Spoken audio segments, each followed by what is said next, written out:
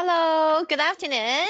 Hi, everyone. It's a pleasure to meet you all this afternoon. Thank you for joining our webinar today. We're glad to, we're so glad to have lots of repeated guests and guests who are first time to join our webinar today. This is Alexa, the relationship manager of the Premium Leisure team. And this is my colleague, Evelyn. She is the project manager of the Premium Tour. Hi, I'm Evelyn. Okay, it's an honor to partner with andBeyond to give you the following presentation today.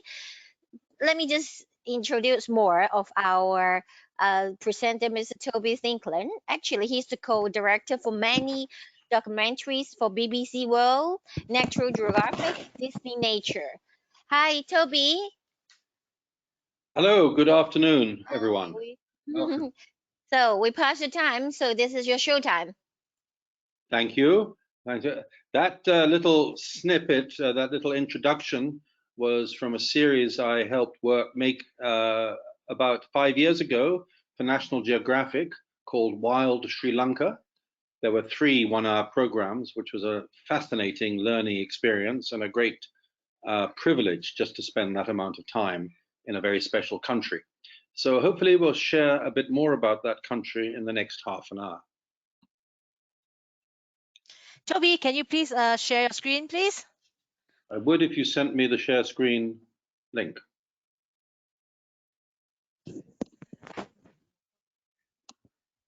I don't yet have the share screen. Okay, let us work on that now. Technology is wonderful. So have everyone enjoy our presentation today. I'm sure you will have more information about Sri Lanka. I have to share.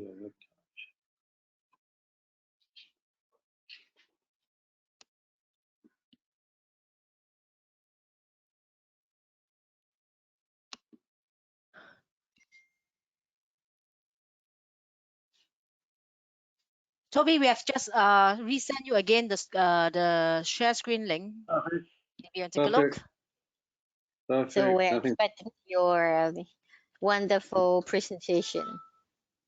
Well, I hope it's interesting. Wonderful might be a bit excessive, but I hope it'll will be enough to entice and interest a few people to ring up Connexus tomorrow morning and say, send me to Sri Lanka, where I want to go. But I still haven't seen your share screen. Now I've got share my webcam. Do you want that? You don't want my webcam. I've got share my webcam, not share my screen.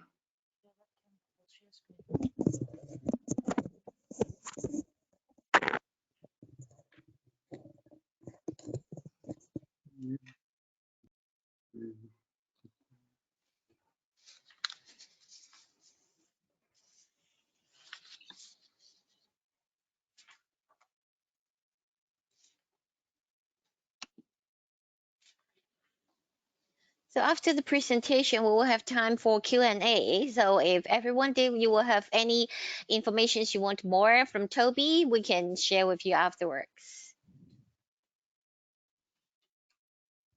Well, while we're waiting for the marvels of technology to pop onto my screen, giving me instructions to share it, let me talk a little bit about Sri Lanka in a sort of generic sense. Oh, it's good.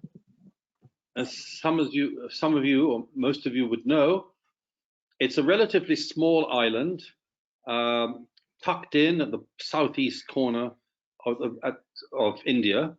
It is the southernmost part of South Asia, south of Sri Lanka, all the way down to Antarctica.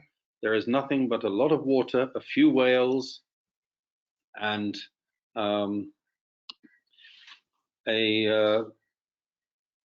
still haven't got it. Something's happening, but I still haven't got share screen. Lots of fish and amazing expanses of water. Sri Lanka is about the size of Florida in the United States. It's about the size of Tasmania. But when you're there, it doesn't seem like a small country. It's very varied. It has wonderful coastlines, wonderful, it has very interesting hill country, a lot of history going back about 4,000 to 5,000 years in terms of visible history. There is certainly older evidence of man being there from about 30,000 years ago, some cave sites. And it has a lot of, as I said, amazing coasts. And from those mountains, rivers flow in all directions of the compass, all points of the compass.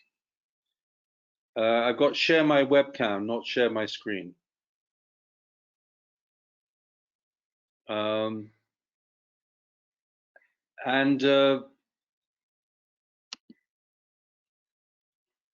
These rivers from the mountains flow into the surrounding ocean and bring a lot of food, a lot of fodder, a lot of mud, and nutrients that flow into the sea and into the ocean about 5 to 10 kilometers out in all directions. And those nutrients from the mountains that get washed off twice a year during the annual monsoons, those nutrients feed microplankton and small creatures which feed the fish, and it's off that plankton and those small fish that the whales, the sharks, and all the other bigger fish, the tuna, thrive on. So now I have shared my screen. I will begin. Well, said here, hopefully I will begin. So I've given a little sort of background talk. Sri Lanka is a vast and really fascinating country.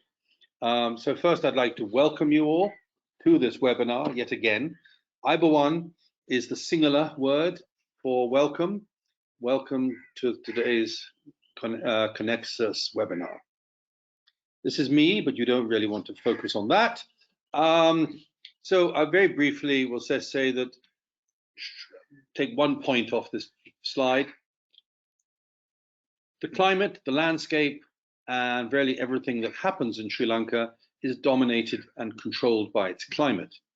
And its climate is dominated by two monsoons, the northeastern monsoon and the southwestern monsoon. The southwestern monsoon flow, which is the one that also affects most of India, flows in from across the Arabian Sea and the Indian Ocean and hits this southwestern corner of the country, and it is hence, and it flows from the southwest, hence its name. And it hits the hill country, which is here in the middle, and drops its water. And this is the richest, most verdant, the greenest. It's the area where you have rainforests. And the southwest monsoon is between May and October. So the east coast is comparatively dry at that time, and the area in the north. So it's a very good time to travel. And then the northeast monsoon, or the return monsoon, which comes down over the Bay of Bengal from Thailand and Burma, flows in, blows in to areas like Trincomalee. It's not as violent, it's not as wet as the southwest monsoon, and that irrigates the north and the east coast, this area. So when that is happening, sort of November through to early January, this west coast and south coast is a marvelous time. And in fact, the south coast is very good to travel to for about 10 months of the year. So today, I'm just going to pick 5 places and give you a sort of imaginary tour, but by highlighting certain things and telling you a little bit about the country. We'll start near Colombo. The airport is 30 kilometers north of the city. So people don't usually go into Colombo, which is the main commercial hub of Sri Lanka. Sometimes people visit it at the end of a tour, but it's not a major destination in its own right, which I think is a pity because actually it's got some lovely buildings. From there, we go into the heart of what is called the Cultural Triangle in this area. And then we go south through Kandy into the hill country, then down to the southeast coast where there's a national park called Yala, one of many national parks, and from there go to Gaul. So Sri Lanka is predominantly a Buddhist country. Buddhism came here in the 3rd century BC, and 2 types of Buddhism were popular here. Mahayana in the early days, but that eventually died out by the 12th century.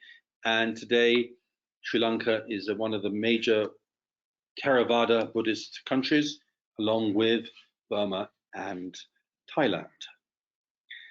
And Buddhism is a focus and the center of many people's lives in the country. 70% of the country are Sinhala speaking, and they're mainly Buddhists. The rest speak either Tamil or English. And the center of the religion is this tree, the Bodhi tree, under which is grown from a cutting that was brought from India about 250 BC and planted here. And this remains a cutting from the original tree under which the Buddha achieved enlightenment 2,500 years ago. As I said earlier, when you arrive, we used in Colombo, we don't always go into Colombo itself. But you arrive at Colombo Airport, we don't always go into the city. We stay nearby. There are some delightful hotels. This is a converted country house, an old called a Velava. It has 14 rooms, fantastic lush gardens, great pool, as you can see here, and very comfortably, simply laid out bedrooms opening up onto the grounds, which you can see through the window. You can see how lush the southwest part of the corner of the country is.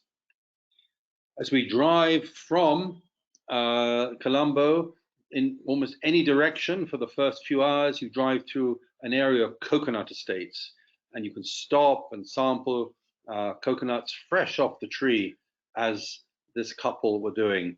I think the husband is looking rather amazed that the wife is able to drink from a coconut without the use of a straw. We don't use plastic in Sri Lanka as much as, well, we try to avoid it as much as possible. So we do provide steel and bamboo straws for things like this. But this girl made it and she enjoyed it. Another crop that grows in this southwest part of the country is pepper, vines that go up the coconut trees. And of course, Sri Lanka is famous for the quality of its cinnamon. It's a local cinnamon species. It's the predominant one that gets the most money across the world. And it only actually grows in Sri Lanka. The cinnamon that grows in Malaysia and Indonesia and southern India is a related species, but not the same species. From there, driving through that wonderful agricultural area, we arrive at one of the 7 World Heritage Sites, UNESCO World Heritage Sites in the country, called Sigiriya. And this great rock sticking out of the ground is probably about 2 billion years old. But about 1600 years ago, a king was pushed out, or someone who usurped the throne of a nearby kingdom was pushed out, and he came here for safety, although he was able to rule for about 20 years. And at the top of this amazing rock called Sigiriya, he built a palace, as you can see. Now there are a few trees, remnants of buildings, some tanks, water bodies.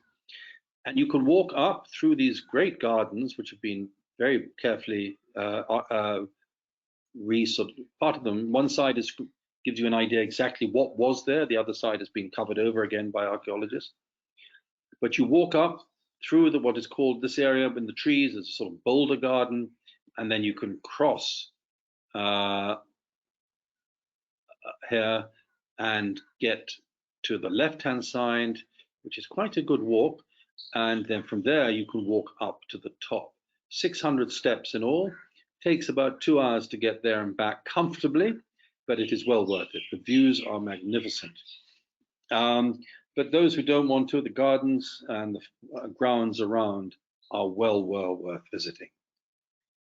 Sigiriya, one of the many lovely properties that we use in Sri Lanka is one called Villavena, which is, as you can see, is in the shadow of the great rock here on the left. These are a series of independent villas in about 23 acres of land. It was previously farmland, which has recovered and become, as you can see through the window of this room here, it's become very lush and wooded, but between these wooded areas is still a functioning farm, rice fields here, which are harvested twice a year. And the trees and the water for the rice fields have brought a lot of wildlife into the area. The Villavena Hotel at Sigiriya is also the base for visiting other places, including Polonnaruwa and one of the other great cities of Sri Lanka, ancient cities of Sri Lanka. And here it's possible to get up close and personal to many groups of monkeys. Here we have langurs, or black-faced grey leaf-eating monkeys, which one can get reasonably. They are totally habituated, but they are wild. And we do not carry any food into the area because we don't want them to get into the habit of eating from humans. They continue to fend for themselves. And these, as their name implies, are almost solely leaf eaters. Another great monkey in that area, the tok macaques, which are a little bit smaller. And there are 40 troops, 40 separate family groups of monkeys in this Polonnaruwa area. And this is the longest scientific study of any group of primates, even longer than Jane Goodall's, by the same scientist anywhere in the world. And the Smithsonian project, which started here in the 1960s, continues to follow and track the daily lives of these monkeys. But Polonnaruwa is mainly and predominantly an ancient city, and it became the capital between the 10th and 13th centuries of the current era. And on Sundays, school children come into the area, and this magnificent reclining Buddha, one of my favorite pieces of sculpture, where the sculptor about 800-900 years ago understood the rock and created this beautiful, beautiful piece of art. From Polonnaruwa, from Sigiriya, we drive south towards Kandy and the hill country, but stopping on the way. This is another World Heritage Site. So this is the third in what I'm showing you now. These caves were first a series of caves at the top of this massive, massive boulder. And these were first excavated and became a place for monks in about the first century of the current era. And in the 17th century, they were renovated and restored. And what we see today dates from that time. There are many caves, but we visit 5 of them. They're not very big. And it's about a 15-minute climb, but quite gentle to get into this area. Well worth it. We managed to drive most of the way up. And from Dambulla, we carry on to Kandy, the 4th of our World Heritage Sites. This is the Temple of the Sacred Tooth Relic, perhaps the most important cultural site in Sri Lanka. I would say cultural as opposed to historical, because the Buddhist population of Sri Lanka looked towards the tooth relic. The tooth relic was from the Buddha, came from India in about the 4th century, smuggled in the hair of a princess who came to marry a local king. Legend has it, or belief has it, that whoever possessed the tooth relic controlled the land. And over the centuries, it has been moved around, captured, but since about the 1500s, it has been here in Kandy. We can get into the temple. We don't always get there at the time that they open we don't see the relic, but we do get to the temple. But there are also some other small side temples, some very interesting ones That's a great opportunity to discuss the story of the Buddha, the story of the tooth, and the Theravada Buddhists. From Kandy, we don't stay there for long. We stay there for a few hours and then carry on up into the highlands, which is the tea country of Sri Lanka. These were all tropical forests 200 years ago, and sadly were exploited and for timber and also cut down to grow coffee from about the mid 1840s, and that boomed into a huge industry in the 1850s and 60s, and then bang, a disease came in and wiped out the coffee. So what were these Scottish and other British planters going to do?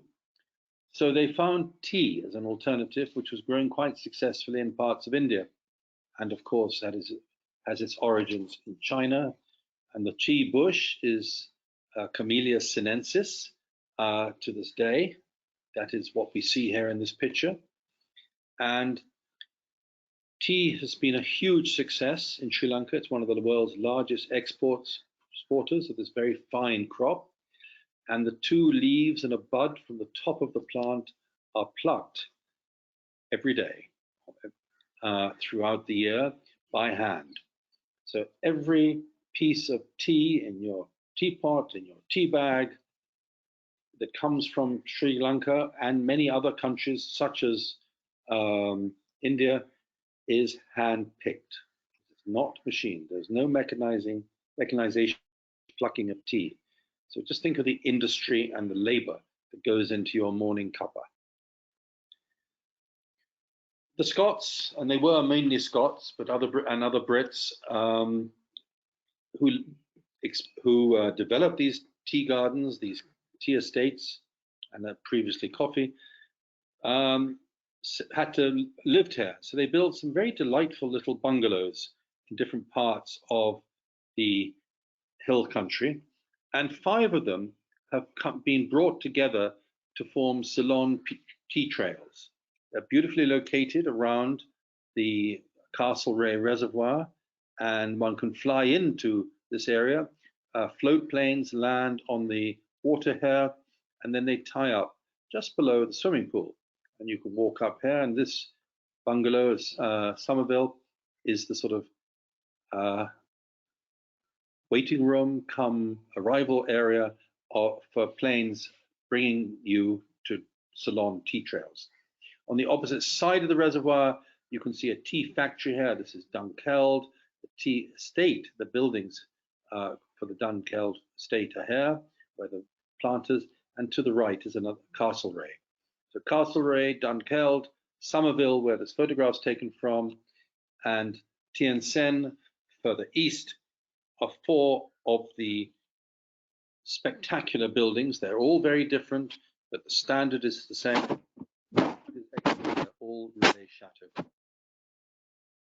And this is the lawn and the pool from Castlereagh looking down over the reservoir, which forms the focus for all these properties.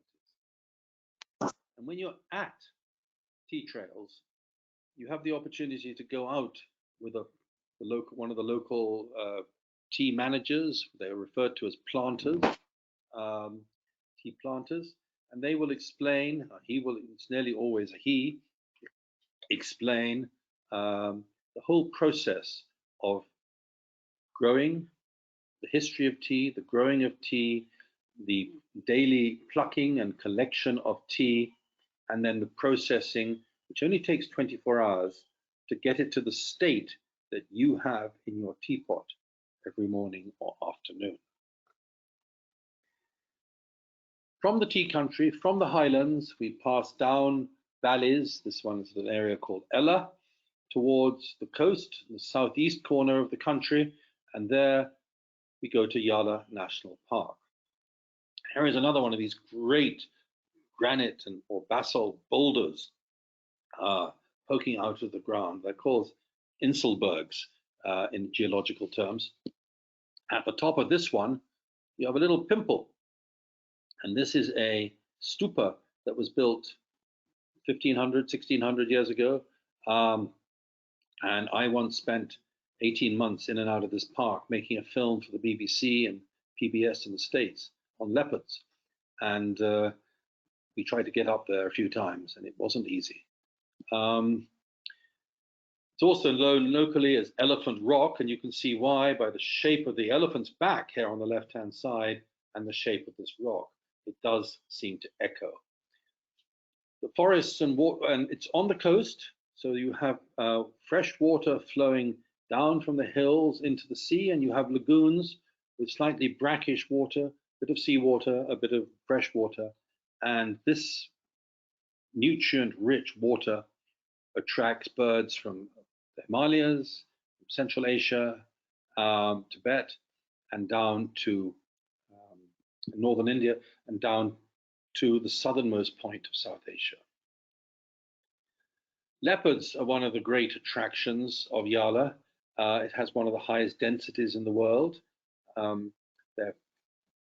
won't say they're not. Nothing is ever very easy to see in wildlife terms, but the Sri Lanka density of leopards in Yala do make it give you a fairly good chance, as long as you give yourself enough time, and enough time, in my way of thinking, is really 2 full days. And as I mentioned earlier, it's also a wonderful place for birds. In this case, painted storks, who are resident here, and they nest here. This is the storks in their breeding plumage, going out for breakfast, looking for little crustaceans and little critters in the water. There are quite a few really interesting places to stay around Yala. One of them, and certainly one of the best, is the Wild Coast Lodge. It's a sister property to Tea Trails. It is also a Relais Chateau property. And as you can see, it is right on the coast. And they have these extraordinary cocoons, which are really really beautifully made tents. They're air conditioned, they're insulated, but they have, as you can see, glass windows and proper doors and very comfortable fixtures and fittings. And as I said earlier, the food is also excellent. Many of the rooms have their own plunge pools, and there's a big sort of general pool which connects to the dining area and the bar. And from there, you can go out into the park. Most of the vehicles used are converted Toyota Land Cruisers. Here, obviously, they're looking up at some birds in a tree. And we have some extremely experienced and very lovely naturalists. And in the case of this colleague of ours, Ramani, she's also an extremely good cook. And she works at one of the camps, another one that we use, which is a tented camp on the north side of the park. This is a slightly wilder experience than Wild Coast. The north side of the park, which we like, is sometimes a bit quieter in terms of tourists and visitors than where Wild Coast is, but they are very, very different experiences in terms of where to stay. But the wildlife experience is of course, very similar. The tents are spacious. These tents are also air conditioned, hot, cold running water, and separate showers and bathrooms. And you can sit out and have your breakfast. They're all facing this one way, so they can look out over the lawn down to a lake and watch whatever's happening there. The food in all these camps is superb and very varied. And this is a fairly typical Sri Lankan meal. From Yala, we drive along the south coast, and we often stop and watch stilt fishermen. This is a tradition that really sort of started only about 70 years ago, when they initially used metal, I think from angle iron left over after the Second World War, all the construction.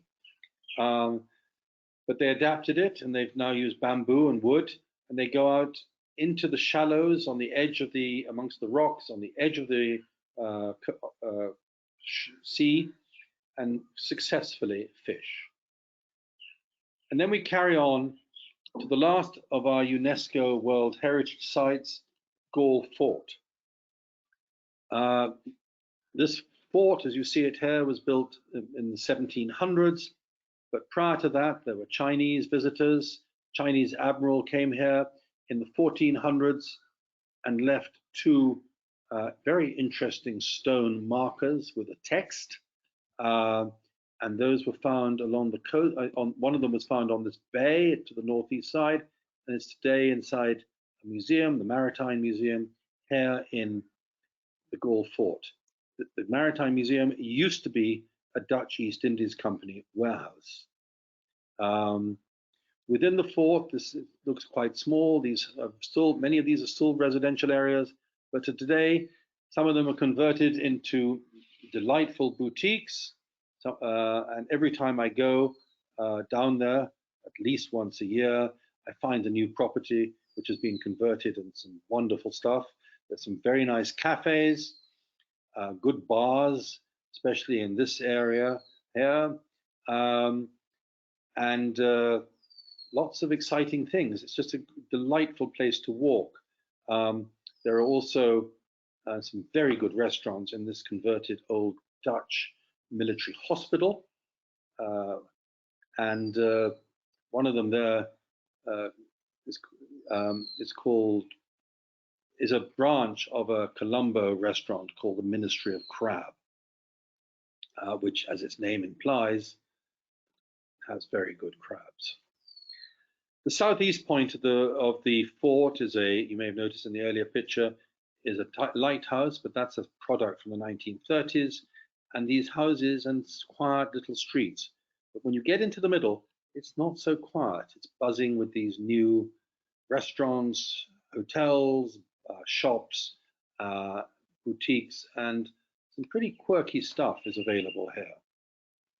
We often stay within the fort because I think people like to go out wandering. They like to wander in the evening to go to coffee shops and bars. And the rooms here, again, simple, but very, very comfortable and spacious in this extraordinary old building from the late 1800s. Sri Lankan food is rich and varied. You can have a sort of curry here, which would be with different dishes. Of course, rice is central to it, but you also get papadums and dried chilies. These are red chilies, which are sun-dried. Well, sorry, first soaked in yogurt and then sun-dried, and then before they're served, they're then fried. So they're deliciously tasty, crunchy, and fresh. There's a fish curry, there's beetroot, there is coconut sambal, a couple of vegetables, all that you mix up here. And banana leaves are used as the basis for the plate. Another great Sri Lankan dish are what in South India we call idiyappams, but in Sri Lanka they call string hoppers. These are made with rice flour. And here you have a curry and a coconut sambal, which is chopped up coconut, a little bit of onion, a little bit of red chili, and very, very lightly fried. And there you have it as a dry chutney. And perhaps some of the greatest, one of my favorite things in Sri Lanka are the quality of the crabs. Sri Lanka is a major exporter of crabs to Hong Kong and Singapore, but they managed to keep some back for themselves, and they are one of my favorite things. So before we go on to let you answer any questions into a sort of Q&A, you please feel free to ask anything. We have a short video to share with you.